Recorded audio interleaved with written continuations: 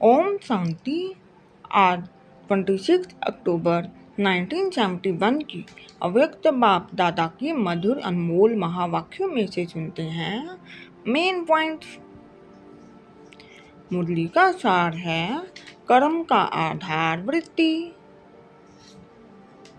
बाप दादा ने कहा, अपने को पांडव समझते हो? निरंतर अपना पांडव स्वरूप स्मृति में रहता है। बाबा ने कहा, निरंतर अपने को पांडव समझने से सदा यात्रा और मंजिल के सिवाय और कोई स्मृति रह सकती है? अगर कोई स्मृति रहती है तो इसका कारण अपना पांडव स्वरूप भूल जाते हो। बाबा ने कहा, स्मृति अर्थात वृत्ति बदलने से कर्म भी बदल जाता है। कर्म का आधार वृत्ति है, पर वृत्ति से ही पवित्र अपवित्र बनती है। इसलिए पांडव सेना वृत्ति को सदा एक बाप के साथ लगाते रहो तो वृत्ति से अपनी उन्नति में वृद्धि कर सकते हो। बाबा ने कहा, अगर वृत्ति ऊंची है तो प्रवृत्ति ऊंची रहेगी। तो वृत्ति में क्या रखें जिससे सहज वृद्धि हो जाए। वृत्ति में सदा यही याद रहे कि मेरा तो एक बाप, दूसरा ना कोई। एक ही बाप से सर्व संबंध सर्व प्राप्ति होती है। बाबा ने कहा, सदा वृत्ति में रहने से दृष्टि में आत्मिक स्वरूप अर्थात भाई भाई की दृष्टि सदा रहेगी।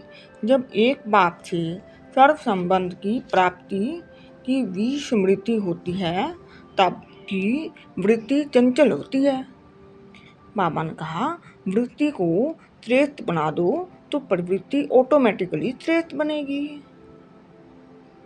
बाबा ने कहा, निर्माण और निवारण यह तीनों ही समृद्धि रहने से चरित्र, कर्तव्य और स्थिति तीनों ही इस समृद्धि से समर्थवान हो जाती है अर्थात समर्थी आ जाती है। बाबा ने कहा, जहाँ समर्थी है वहाँ तीनों में भी समृद्धि नहीं आ सकती। बाबा ने कहा, अगर चरित्र में निर्माणता है तो कर्तव्य भी विश्व निर्माण का ऑटोमेटिकली चलेगा। बाबा ने कहा, निर्माणता अर्थात निरंकारी, तो निर्माणता में देह का अहंकार स्वतः ही खत्म हो जाता है। बाबा ने कहा, ऐसे निर्माण स्थिति में रहने वाला सदा निवारण स्थिति में स्थित होते हुए भी वाणी में आएंगे तो वाणी भी यथार्थ और पावरफुल होगी। बाबा ने कहा, सारे ज्ञान का सार इस वेद में समाया हुआ है। ऐसे आप लोगों का एक शब्द भी सर्व ज्ञान के राज्यों से भरा हुआ निकलेगा। बाबा ने कहा, अगर सदा अपने को इस सृष्टि के कर्तव्य के इंचार्ज समझेंगे तो सदा बैटरी चार्ज रहेगी। अपनी बैटरी चार्ज का चार्ट बार बार चेक करो तो कभी भी संकल्प, कर्म में और आत्मा की स्थिति में डिस्चार्ज नहीं होगी।